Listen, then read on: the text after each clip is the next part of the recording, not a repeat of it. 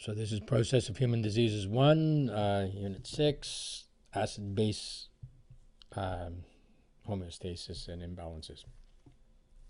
So when we start talking about acid and base homeostasis, we got to start with what's normal. What are some of the definitions of things? Now, we did this in AMP. We've done this. We've probably done it in a number of chemistry courses, in a number of high school courses. So hopefully this is just a review. pH is got to do with hydrogen ions. So acidity is an increased number of hydrogen ions, and alkalinity is not enough hydrogen ions. The hydrogen ions get bound up. So acid is a low pH. Alkaline is a high pH. In the human body, 7.35 to 7.45 is the normal range, with 7.4 being neutral. Now, this is different than chemistry. Chemistry neutral is 7, but in physiology, we are slightly alkaline. So 7.4 is considered neutral in physiology. Now, we define an acid as anything that will provide hydrogen ions, which is really a raw proton, and it will drop the pH. So an acid is anything that dissociates into and releases hydrogen ions. A base is anything that binds up hydrogen ions, and it causes the pH to go up. So acid, more hydrogen, and pH number goes down. Base, less hydrogen, pH number goes up. Now, one of the more important acids in our body is CO2, carbon dioxide, and water together make carbonic acid, which is H2CO3. And carbonic acid, being an acid, will donate its proton and will be H plus HCO3 minus. And we call HCO3 minus bicarbonate. So carbon dioxide in the blood will form carbonic acid, which will dissociate into bicarbonate. So when we want to look at the acidity of the blood or of the body, it's a very useful thing to look at the amount of bicarbonate and the amount of carbon dioxide in the blood. It's a very easy lab test to do and gives a lot of information. So the normal ranges for carbon dioxide, which is the PaCO2, so the partial pressure of carbon dioxide, it's 36 to 44 millimeters of mercury. So because it's a pressure, it's not a volume, 36 to 44. Now bicarbonate, we look at it, and it's measured in milliequivalents per liter. So that blood test will show 22 to 26 milliequivalents per liter. If there's 27 or 28, then you're starting to get too much bicarbonate. If there's 20, 19, you don't have enough bicarbonate. These things really keep the blood 7.35 to 7.45, a very narrow range that is homeostatically acceptable. So to keep that narrow range, we need to really regulate how much hydrogen ions there are. Now, hydrogen ions are hydrogen ions. It doesn't matter where they come from. Having too many of them makes your pH too low. Having not enough makes your pH too high. So there has to be ways of regulating the number of hydrogen ions. And basically there's three things that we can do. Either we can bind them up with things and get them stop being free hydrogen ions, but have a chemical reaction with something, so they'll go away that way. Or we breathe them away, or we pee them away. So it's tie them up, breathe them out, pee them out, if there's too many. If there's not enough, we untie them from different chemicals in our bodies. We don't breathe out as many, or we don't pee out as many. So really we're going to be looking at tying them up first, which is buffering. We're going to be looking at respiratory mechanisms, ways of breathing them out, and we're going to be looking at urinary mechanisms, the way of peeing them out. So buffers are a ways of tying them up. And there are a couple of different types of acids. There are weak acids and there are strong acids. Acids are held together by ionic bonds, and the cation is hydrogen. A strong acid readily dissociates. It wants to be separated into its anion and cation more than it wants to be together, associated. So it wants to be dissociated. That's a strong acid, and it's a strong acid because the dissociation leads to more hydrogen ions, more free hydrogen ions. A weak acid, on the other hand, is indifferent. It doesn't mind being associated, it doesn't mind being dissociated, depending on the conditions. So a weak acid, a lot of it stays associated, so it gives off relatively fewer hydrogen ions. It can, but it doesn't necessarily do that. So when we put a weak acid in a system, then the weak acid will associate and use up hydrogen ions when there are too many hydrogen ions, or so when we're too acidic. And when we're not acidic enough, the weak acids will dissociate and provide the hydrogen ions. And in this way, the number of hydrogen ions, and therefore the pH, is stabilized. This is called a buffer. There's a couple of really important buffer systems, but probably the most important one for the extracellular fluid is bicarbonate buffer system. It's really carbonic acid and bicarbonate. So it's extracellular fluid, bicarbonate HCO3 minus, and carbonic acid H2CO3 are what's used. And really what this is the balance between these two things, because adding the hydrogen to bicarbonate makes carbonic acid. Taking the hydrogen away from carbonic acid makes bicarbonate. And there's this ratio that goes back and forth. And we need it to be about 20 to 1. We need about 20 times more bicarbonate than carbonic acid, and then the pH will be in the right range. If things get to be more acidic, it'll drive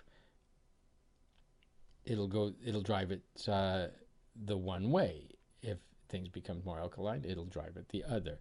And then this system will compensate and either tie up the excess hydrogen by making more carbonic acid, or it will dissociate and make more bicarbonate to provide more hydrogen.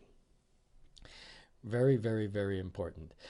And this is an important ratio, this 20 to 1, because this blood test is very easy to do. And we're going to see later that when you are assessing a patient, you need to look at their pH, and then you look at the bicarbonate and carbon dioxide rates, levels, and then you can really assess what's going on with the patient. Other buffer systems, before I get into that, other buffer systems are important too. Like inside the cell, there's a phosphate buffer system, and their amino acids are weak acids, so they act as buffers as well. But by far, in the extracellular, it's the bicarbonate. That's the one that overrides all the rest. So that's tying up the hydrogen. We don't lose it from our body. We don't add it to our body. We just tie it up. To make a, and it happens immediately. To make a lasting change, so if hydrogen ions have been added from an outside source, we can only tie it up for so long, and then we have to start getting rid of it. So we get rid of it by either breathing it out or peeing it out. So respiratory happens pretty quickly. It takes a couple of minutes, but nowhere near as fast as the buffering. But we are actually ridding the body of the excess hydrogen, or we are ridding the body of less hydrogen, because we are always losing hydrogen when we are breathing, because we're exhaling carbon dioxide, which is carbonic acid. So, so we can regulate how much we lose. We can lose more if we need to. We can lose less if we need to by just regulating the rate and depth of breathing. The problem is with respiratory system is that it's very, very good at dealing with the pH, with dealing with the hydrogen ions, but it only can do that using carbonic acid, the carbon dioxide. That's the volatile acid that we can get rid of. So the problem is that if the acid that is introducing too much hydrogen ions, the anion to that might be something other than bicarbonate. So as we release the carbon dioxide and adjust the pH, we are building up too many of the wrong anions, which will start to bind up other hydrogens and affect the chemistry. So respiratory system really works well by changing ventilation to adjust the pH. It does it in a couple of minutes, maybe lasts a couple of hours. And if the problem is a respiratory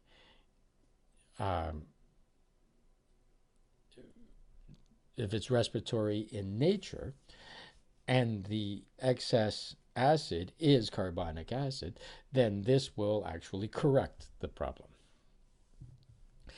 If the acid is not carbonic acid, then this won't correct the problem. It will only compensate for the problem, which is a useful thing, but it's not corrective. So if there's too much carbonic acid, what's going to happen?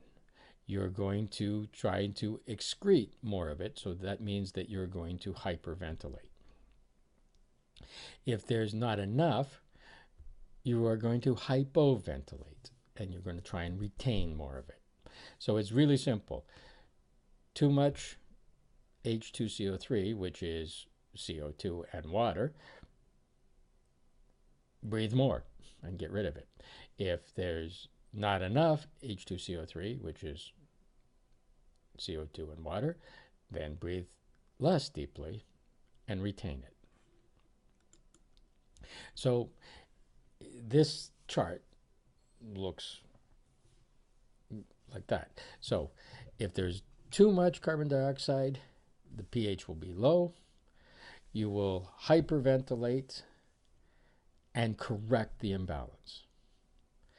If there's not enough carbon dioxide, the pH will be too high, you'll be alkaline, you will hypoventilate, which will then correct the imbalance because you'll retain the CO2. And both of these things are called respiratory. So the too much with the low pH is a respiratory acidosis.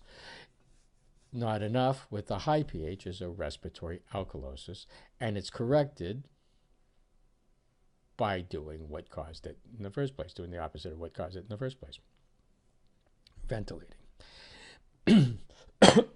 If you have a low pH from excess metabolic acids, so you would be in a metabolic acidosis, you will hyperventilate as well, right, because you're in acidosis, but you're not getting rid of the right acid, you're getting rid of CO2.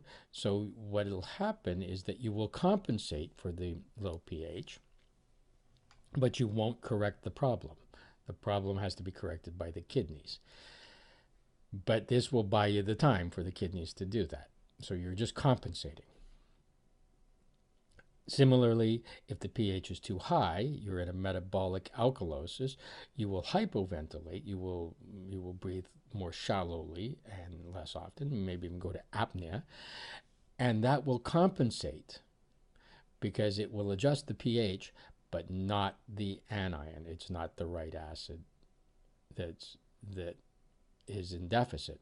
So that has to be corrected by the kidneys. The third way of doing it is by excretion of the kidneys. The problem with the renal systems, the urinary systems, is that it takes longer. It might take a couple of days, depending on the situation. Definitely, no matter what, it'll take longer than the respiratory mechanisms. So the thing about the renal is that you're able to excrete any acid except the carbonic acid. So so there's all kinds of acids always being made in the body by metabolism, and we normally pee them away to maintain. We pee just enough away to maintain homeostasis. If there's a deficit because of a metabolic dysfunction, then you will decrease the amount that you excrete. If there's too much because of a metabolic dysfunction, then you will increase the amount that you excrete. So you'll pee it away. Now, this is fundamental. This is basic. Now, this all gets tied up, though, with bicarbonate, because we can actually excrete bicarbonate, and that's a powerful alkaline anion. Now,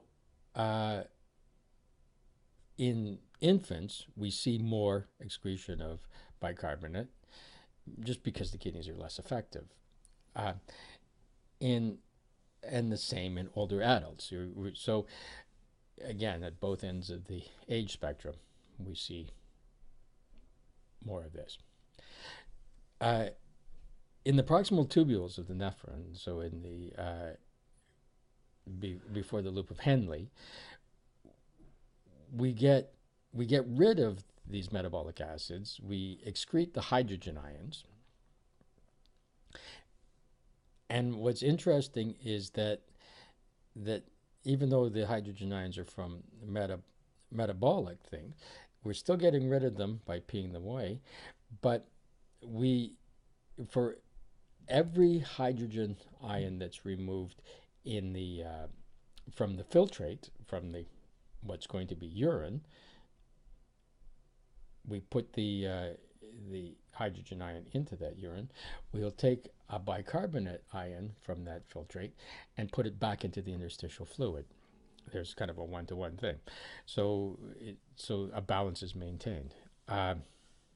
And this is important not so much for understanding what happens in an acidosis state, but for actually for understanding what happens in an alkalosis state and how that works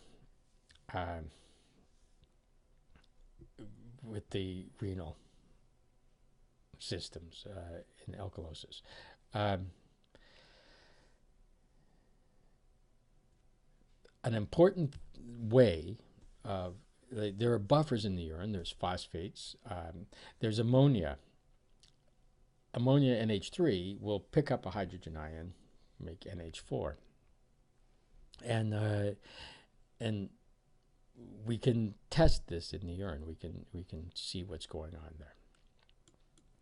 So this chart actually shows the reasons why we have this. So in the cells of the tubule, we have H2CO3.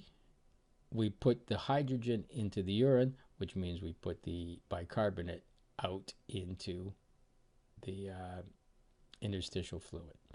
And we'll just kind of leave it at that. So what happens here? So this is the same chart as the respiratory responses. This is the responses. This is what you will observe in the patient. So if you have a decreased pH from metabolic acid, so this is metabolic acidosis, the kidneys will secrete more hydrogen and make more NH3, NH4, and get rid of more of it that way. And this is considered a correction because you are secreting the metabolic acids. If you're in a metabolic alkalosis, because you have a deficit, then you secrete less, you retain more, and you excrete bicarbonate, because you don't want the bicarbonate binding up the hydrogen and taking it away from the metabolic acids that you need. So you get rid of it. So you start peeing more bicarbonate in a metabolic alkalosis state. And this is considered correction, right? Because you're retaining metabolic acids then, right? If what you actually are is in respiratory acidosis, the renal response is the same, right? It makes more ammonia, secretes more, because really what you're trying to do is just the kidneys are just trying to regulate the pH. This is not considered a correction because what you are doing is compensating. You can't get rid of the carbonic acid this way, so you're just getting rid of the acid, and so you're compensating. It needs to be corrected with respiratory. If you have a respiratory alkalosis, increased pH from not enough carbonic acid, the renal response is the same. So the renal responses are the same for acidosis and alkalosis, regardless of the cause. All that's really different is that when it's a metabolic, it's considered a correction. When it is carbonic acid, it's considered a compensation. So if you put this together with this one, you see this hyper and hypoventilation. You'll notice that in acidosis, you will hyperventilate. In alkalosis, you will hypoventilate. In acidosis, you will secrete more hydrogen. In alkalosis, you will secrete less hydrogen, excrete more bicarbonate. So these things come together, and you'll be able to that combined with blood work, be able to figure out what's going on with the patient. There's a chart a little bit further down that will help understand that. So correction means that you're doing the right acid. Compensation means that you're correcting the pH with the wrong acid. So respiratory can only do carbonic acid, not metabolic acids, for our purposes. Really, the lungs can also excrete or get rid of alcohol. That's why breathalyzer tests work. But for the most part, it's safe to say carbonic acids. So when the problem is too much carbonic acid and you get rid of it by breathing, then it's corrected. If the problem is any other acid and you get rid of the acidity by breathing, it is considered compensating. When the kidneys, it's the same thing. So kidneys can only compensate respiratory imbalances. So we can pull this together, and really this acronym, ROME, R-O-M-E, will help you remember when you are actually dealing with a patient. So the way that this works is that you're looking at the chart, you look at the lab results. When it's respiratory, the carbon dioxide and the pH are opposite to one another, RO. So pH is down, the PCaO2 is up. So it's respiratory, you have too much carbon dioxide, low pH. It's opposite. The kidneys are excreting metabolic acids, and so that ends up happening. Respiratory pH up means not enough CO2, so respiratory opposite. In metabolic, the bicarbonate levels and the pH go the same direction, right? So the bicarbonate levels, because it's got to do with carbon dioxide, in the first go the same direction as the PCaO2. So you can look at bicarbonate as well. You can say that pH and bicarbonate levels are opposite in respiratory. In metabolic, bicarbonate and pH go the same direction. So in metabolic acidosis, pH is down, bicarbonate levels are down. Because you're compensating by hyperventilating, and by hyperventilating, you're losing bicarbonate. You're losing carbonic acid and carbon dioxide, so therefore you're losing bicarbonate. pH down, bicarbonate down. In metabolic alkalosis, pH up, bicarbonate's up, because you are compensating by hypoventilating, and you're retaining more PaCO2. So respiratory, alkalosis and acidosis, the bicarbonate and partial pressure of carbon dioxide are opposite to the pH. Metabolic is equal. So pH, bicarbonate, PCaO2 are equal. So in order to use this, you have to go back to that early slide where we have our normal levels. Let me just see if I can find that slide.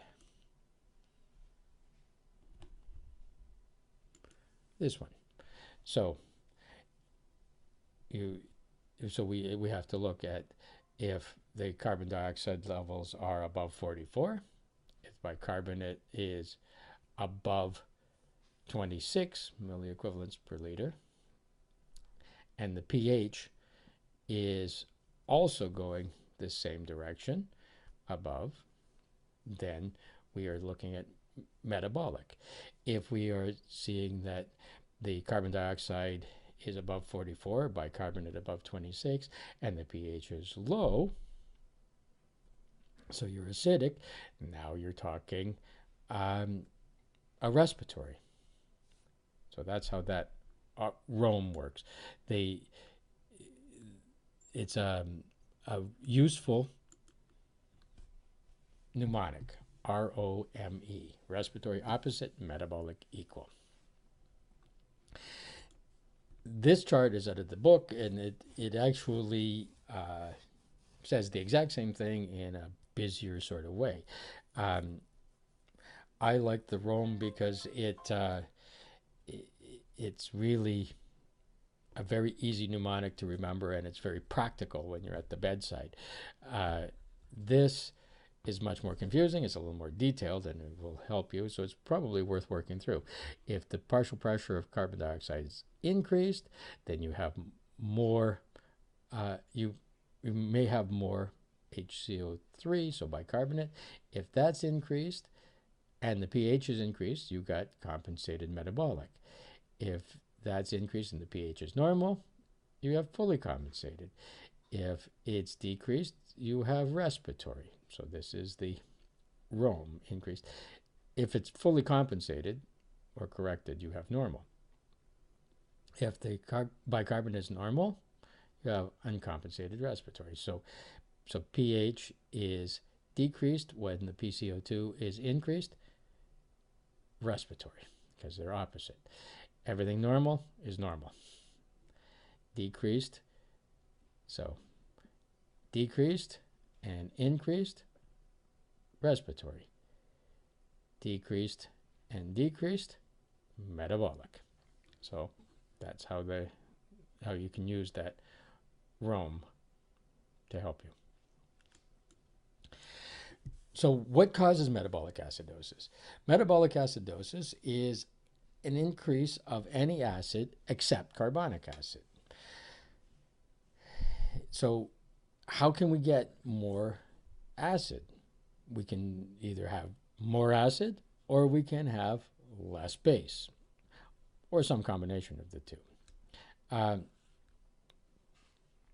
When this happens, we decrease the ratio of 20:1 bicarbonate to carbonic, because the buffering then will drive it to a decrease.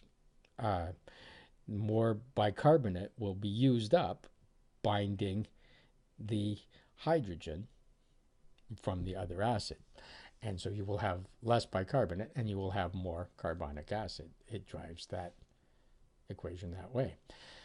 It happens usually, and a very important cause of it is ketoacidosis. If people are oxidizing fats instead of carbohydrates, the waste byproduct of that is a ketone, and ketones are acidic, so ketoacidosis, very common in people that have diabetes mellitus. Tissue anoxia does it. Lots of people, intake of acids, and that could just be drinking or recreational intake of acids. Can be renal failure, oleurouric renal failure. Or it can happen from a decrease in base. Often we lose base, bicarbonate, in diarrhea because it's secreted and there's no time to reabsorb it into the body, so we lose it. The same thing happens in GI suction. We can lose bicarbonate that way. Drainage. Anything that causes us a loss of usually bicarbonate, but any of the anions can cause a metabolic acidosis. The clinical manifestations of this are headache, abdominal pain, and a depressed central nervous system. So you get confusion, lethargy, stupor. People almost seem intoxicated, and they can actually fall into a coma if the acidosis is bad enough. Now, these clinical manifestations are the clinical manifestations of acidosis, not just metabolic acidosis. But the problem is that the treatment for acidosis is opposite whether it's respiratory or it is metabolic. So that's why it's really important to be able to ascertain metabolic from respiratory, because the treatments are different. Respiratory acidosis happens anytime that you have anything that stops proper ventilation. So this could be COPD, pneumonia, asthma, obstructive things, sleep apnea, a pissed off spouse putting a pillow over your face. Like it, anything that makes it harder to get rid of carbonic acid makes this happen. Lots of times respiratory muscle fatigue, people with Guillain-Barré syndrome, people with broken ribs, hypokalemia, because then the muscles get weak and you can't actually ventilate properly. Various opioids. A lot of times people that are ODing on heroin, things like that, morphine, opioids go down. You have that brainstem injuries where the respiratory centers are damaged. It happens. Probably the most common thing, though, that you'll see is COPD, because it's the main factor is you can't get rid of carbonic acid. And so what's going to happen? You're going to have headache. You're going to have sleepiness. Could be stupor, disorientation. It's basically the same thing. Tachycardia, because you're trying to move blood more. So these are the manifestations of acidosis. Again, you have to determine. Alkalosis is metabolic alkalosis, is a deficit of an acid other than carbonic acid. So this is increased intake of antacids.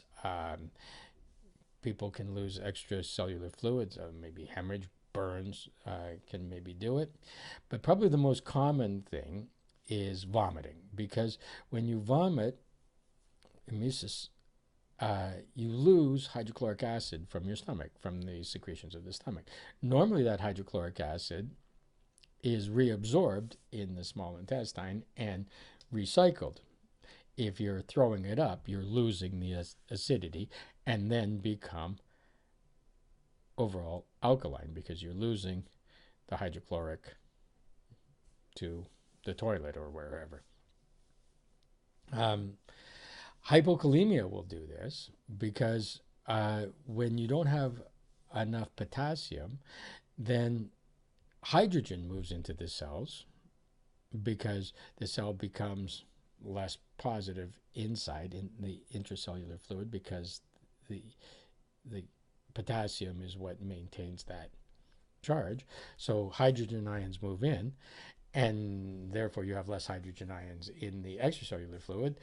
So that is an alkalosis situation. Most common that you're going to see is from vomiting. So the clinical manifestations of any alkalosis is you get blood pressure issues, you get postural hypotension, which is orthostatic hypotension, like lightheaded when you stand up quickly. If it's hypokalemia as the cause, then you get muscle weakness. That's one way of telling whether it's hypokalemia. And it's muscle weakness bilaterally, like it's systemic rather than specific muscles. And so it's all kind of balanced. If the metabolic acidosis, you initially get neuromuscular excitement, and that's because the it, the excess hydrogen changes that resting membrane potential. Um, you get so you get tetany, you get tingles, especially in the extremities, because that's the furthest away from the heart. Calcium binds to albumin in the case of alkalosis, and it's not available. And so when you have a hypocalcemia, then you are moving closer to threshold on the resting membrane potential of muscles and nerves. You get depression of the central nervous system, and so that's confusion, lethargy, and maybe even coma. Respiratory alkalosis is anything that makes you breathe too much, anything that causes hyperventilation. So this is prolonged sobbing is a big thing. Salicylate overdose, so that's aspirin overdose. Meningitis, various head injuries can do it, especially if they hurt the brainstem. Acute pain, anxiety is a huge one. People that are having panic attacks hyperventilate, and they can actually go into a respiratory alkalosis situation. Now, luckily, you can help them with that by not losing as much carbon dioxide. That's what breathing into a paper bag when you're having an anxiety attack is about. It's about breathing back the carbon dioxide and not losing it, so maintaining your pH. So the clinical manifestations are the same. You get tingling fingers, toes around the mouth. You get confusion. You lose calcium ions because they bind, and then you get neuromuscular excitement, and that kind of thing. It's the same clinical manifestations. The difference that this is happening with increased breathing. Metabolic is this is happening with decreased breathing, because increased breathing in respiratory is the cause of it. Decreased breathing in metabolic alkalosis is the compensator.